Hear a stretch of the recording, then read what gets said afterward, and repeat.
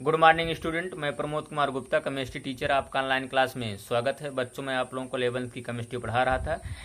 Chapter some basic concept of chemistry में आज हमारा 10वां लेक्चर है, जिसमें बच्चों आज का टॉपिक है डाल्टन का परमाणु सिद्धांत। तो देखिएगा आप लोग बच्चों, यहाँ सन 1803 ईस्वी में जॉन डाल्टन ने अपने प्रयोगों, प्रेक्षणों और परिणामों के आधार पर परमाणु की एक परिकल्पना प्रस्तुत की।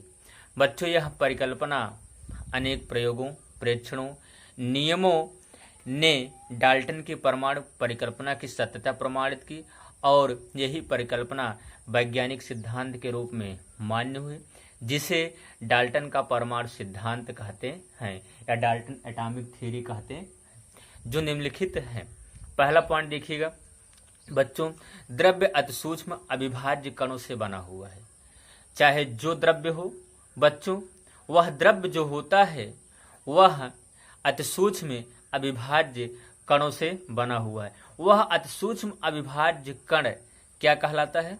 परमाणु कहलाता है, या उसे क्या बोलते हैं? परमाणु कहते हैं। एक बार फिर सुन लीजिए पहला पॉइंट, द्रव्य अति सूक्ष्म अविभाज्य कणों से बना हुआ है जो परमाणु कहलाता है। ये पहला पॉइंट हो गया बच्चों।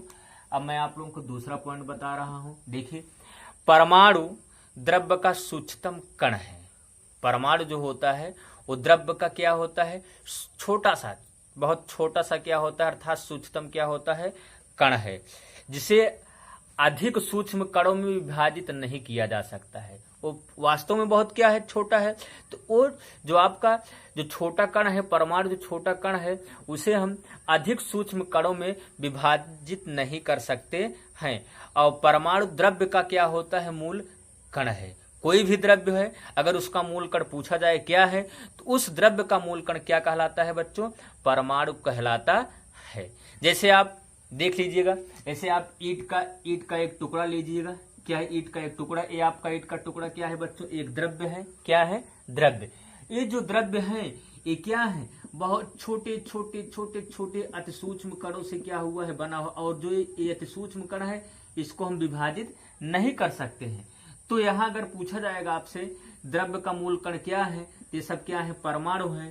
तो यही क्या है? द्रव्य का मूल कण परमाणु होता है।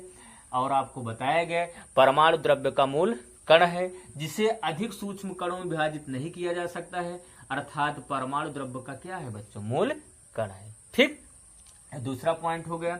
अब आप देखिए तीसरा पॉइंट है, परमाणु रासायनिक अपक्रियाओं में भाग लेता है। कोई भी रासायनिक अपक्रिया होती है उसमें परमाणु क्या करता है बच्चों? भाग लेता है, तथा रासायनिक अपक्रियाओं में परमाणु विघटित या नष्ट नहीं होते हैं। जैसे हमने एक रासायनिक अपक्रिया ले लिया बच्चों, जैसे ले लिया कैल्शियम कार्बोनेट को अगर हम क्या करते हैं? हीट करते हैं तो क्या बनता है? कैल्शियम ऑक्साइड बनता है। और क्या बनता है? Carbon dioxide. यह एक अपक्रिया है। इसमें कैल्शियम के परमाणु भाग लिए, कार्बन के परमाणु भाग लिए हैं, और किसके परमाणु भाग लिए? ऑक्सीजन के। यहाँ भी कैल्शियम, ऑक्सीजन, कार्बन, ऑक्सीजन के परमाणु भाग लिए हैं। तो यहाँ आपको बताया गया कि परमाणु रासायनिक अपक्रियाओं में क्या करता है? भाग लेता है। और क्या बताया गया? तथा रासायनिक अपक्रिया में परमाणु विघटित या नष्ट नहीं किया जा सकते। ये कैल्शियम परमाणु है, तो यहाँ हम कैल्शियम परमाणु को विघटित नहीं किए हैं और नष्ट भी नहीं किए हैं। कैसे नष्ट नहीं किए, इसको आप देखिए, सिद्ध कर दे रहे हैं। कैल्शियम की एक परमाणु इधर है, कैल्शियम की एक परमाणु इधर है, ऑक्सीजन की 3 परमाणु इधर है, 1 2 ये 3 हो गए। यहाँ कार्बन की एक परमाणु है, कार्बन का यहाँ भी एक परमाणु है। अर्थात यहाँ बच्चों हम परमाणु को ना तो विघटित किए हैं और ना ही नष्ट कर सकते हैं। फिर अगला पॉइंट है, चौथा पॉइंट है बच्चों, यहाँ देखिएगा चौथा पॉइंट है, एक तत्व के सभी परमाणु, एक तत्व के सभी परमाणु समान प्रकार के होते हैं, अर्थात उनका आकार, द्रव्यमान, गुण कैसा होता है? समान होता है। जैसे हाइड्रोजन के 3 तत्व होते हैं, हाइड्रोजन के 3 समस्थानिक हैं। अभी बताया जाएगा, यही आपका डाल्टन के परमाणु सिद्धांत की कमियां निकलेगी। जैसे 1H1 रहेगा, आपका 1H2 रहेगा, और आपका क्या है? 1H3। तो उन्होंने बताया कि जो हाइड्रोजन परमाणु के जो तीनों हाइड्रोजन तत्व के जो तीनों परमाणु हैं, ये समान प्रकार के हैं, समान आकार, द्रव्यमान और गुण में क्या है? समान है। तो बाद में यही क्या निकलेगा, डीमेरिट निकलेगा। अभी हम बताएंगे उसको क्यों डीमेरिट निकल रहा है। लेकिन डाल्टन क्या कह रहे हैं, समान है, लेकिन ये समान प्रकार का होता नहीं है, आकार द्रव्यमान और गुण में समान नहीं होते। लेकिन डाल्टन क्या कह रहा है, एक तत्व के सभी परमाणु क्या होते हैं, समान प्रकार के होते हैं, अर्थात उनका आकार द्रव्यमान और गुण क्या होता है, समान होता है। जैसे ऑक्सीजन का ही ले लीजिए, क्या ऑक्सीजन 16 है, ऑक्सीजन 17 है, आपका ऑक्सीजन क्या है 18 है। तो यहाँ भी देखेंगे आप, इन्होंने बताया, डाल्टन ने क्या बताया, ऑक्सीजन के तीनों परमाणु क्या है, समान आकार और समान प्रकार के होते हैं, उनका आकार द्रव्यमान क्या होता है, गुण समान होता है, परंतु समान नहीं होते हैं। सब क्या निकलेगा आपका डीमेरिट। चलिए अगला पॉइंट उन्होंने क्या कहा, और क्या कहा कि भिन्न भिन्न तत्वों के जो परमाणु होते हैं, भिन्न भिन्न तत्वों के जो भिन्न भिन्न परमाणु होते हैं वो भिन्न भिन्न होते हैं। यह भी क्या निकलेगा बच्चों, डीमेरिट निकलेगा। उन्होंने क्या कहा, भिन्न भिन्न तत्वों के भिन्न भिन्न परमाणु क्या होते हैं, भिन्न भिन्न होते हैं, अर्थात उनका द्रव्यमान आकार और गुण क्या होता है, भिन्न होता है। अर्थात आगे बताए हैं उन्होंने क्या कहा है, जैसे कैल्शियम हो गया, फिर उसके बाद यहाँ आर्गन हो गया, और आर्गन, पोटेशियम और कैल्शियम, इन्होंने बताया भिन्न भिन्न तत्व हैं, इनके परमाणु क्या होते हैं, भिन्न भिन्न होते हैं, द्रव्यमान आकार गुण क्या होते हैं, भिन्न भिन्न होते हैं। यह भी डीमेरिट बाद में निकल कर आएगा। चलिए ये आपका अगला पॉइंट क्या है बच्चों, प्रत्येक यहाँ प्रत्येक तत्व का निश्चित परमाणु भार होता है।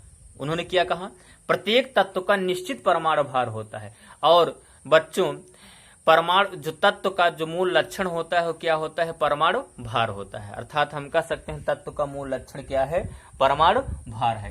इन्होंने क्या कहा, प्रत्येक तत्व का एक क्या होता है, निश्चित परमाणु भार होता है। जैसे आपका हाइड्रोजन हो गया, इसका निश्चित परमाणु भार है, लिथियम है, इसका एक निश्चित परमाणु भार है, क्या है, ये आपका 7 है। ये ऊपर वाले अंक क्या होती है, परमाणु भार, नीचे वाली अंक क्या होती है, परमाणु क्रमांक है। तो आपका एक प्रत्येक तत्व, चाहे जो तत्व हो, उसका एक निश्चित परमाणु भार होता है। अर्थात हम कह सकते हैं बच्चों तत्व का मूल लक्षण क्या है, परमाणु भार है। ठीक, फिर उसके बाद अगला पॉइंट है, भिन्न भिन्न तत्वों के परमाणुओं के संयोजन से क्या बनता है, यौगिक परमाणु बनता है। कौन बताया, डाल्टन। बाद में यह भी कम ही निकलेगा। तो इन्होंने क्या बोला कि यहाँ बोले कि भिन्न भिन्न तत्वों के परमाणु के संयोजन से क्या बनता है, यौगिक परमाणु बनता है। जैसे यहाँ हमारा ए परमाणु है, आपका बी परमाणु है, इनके संयोजन से क्या बनेगा, ए बी यौगिक परमाणु। क्या बनेगा, ए बी यौगिक परमाणु। कौन बताया, डाल्टन ने बताया। बाद में क्या बताया जाएगा, यौगिक परमाणु नहीं बल्कि क्या बनता है, अणु बनता है। ठीक, जैसे यहाँ आपका हो गया, और भी हम एक एग्जाम्पल ले रहे हैं, जैसे 2A+ क्या हो जाएगा, बी हो जाएगा, तो यहाँ बन जाएगा A2B। ठीक, ये क्या है, यौगिक परमाणु। ये बताया गया कि भिन्न भिन्न प्रकार के परमाणु हैं। मान लेते हैं परमाणु है, बी परमाणु है, यहाँ 2A परमाणु है, ए के 2 परमाणु है, बी के 1 परमाणु है, इनके संयोजन से क्या बन रहा है, यौगिक परमाणु बनता है। बाद में यह भी क्या होगा, डाल्टन के परमाणु का क्या होगा बच्चों, डीमेरिट होगा। अर्थात क्या होगा, बुराइयां सिद्ध साबित होगी। फिर अगला है, यहाँ लास्ट पॉइंट है बच्चों, यहाँ आप लोगों ने देखा इस अभिक्रिया में, आपने देखा कि न कोई परमाणु क्या हो रहा है, नष्ट हो रहा है, न तो कोई क्या हो रहा है, उत्पन्न हो रहा है। तो हम कह सकते हैं बच्चों परमाणु न तो उत्पन्न किए जा सकते और न ही नष्ट किए जा सकते हैं। ठीक, आज के लिए बच्चों बस इतना ही। मैं आप लोगों को अगले टर्न पर डाल्टन के परमाणु सिद्धांत के संशोधन के विषय में बताऊंगा। Thank you. जय हिंद, जय भारत।